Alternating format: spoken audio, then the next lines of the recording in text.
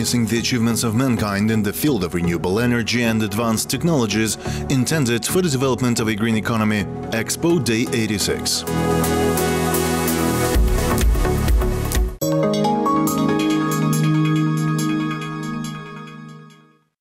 Symbols of hope are in the sky. An unusual butterfly parade in Astana is presented in the pavilion of Malaysia. Colorful kites were flying in the sky of the capital. Such an amazing holiday has been dedicated to the Independence Day of Malaysia and the Constitution Day of Kazakhstan. Both children and adults played with toy kites in the form of butterflies. Wind lifted them higher and higher.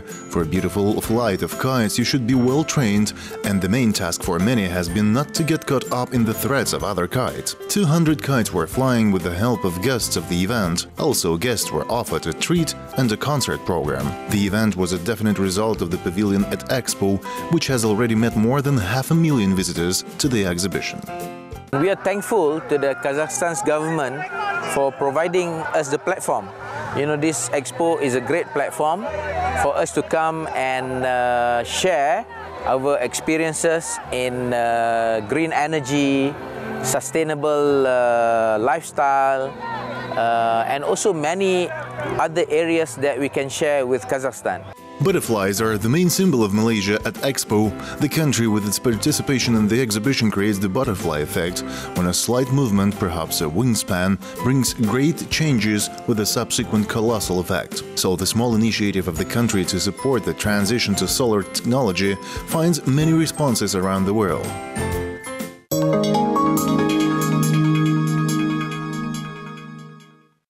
The largest pavilion at the Expo is the Pavilion of South Korea. You can always witness the queue of visitors. People wait for hours to enter the section and get to know the energy of Korea's future. Along the wall there are mirrors that designers in honor of the date of the Expo have installed here, 2017 mirror seeds. These are energy seeds from which the real energy of the future grows. Let's look inside the pavilion. In the first zone you'll be met by an artist who paints the milestones of the energy revolution. This is a work of the famous Korean master Kim Jong-un. Next, guests are watching an unusual animation film where characters literally cross from that side of the screen into this. The main characters of the film are Kazakh pilot Astan and a girl from Korea, Ara. In the early days, when the exhibition had just begun, it was interesting to see people's reaction, because it's quite unusual. People jump out of the screen. Some people were admiring and others were laughing. It was very nice to see such a reaction from the audience. After a fascinating presentation, guests can go to the tree zone. First, each of guests take a pad, and after visitors will learn about the energy achievements of the country. For example, information about the island of Chengdu, which is fully supplied with energy generated by windy installations.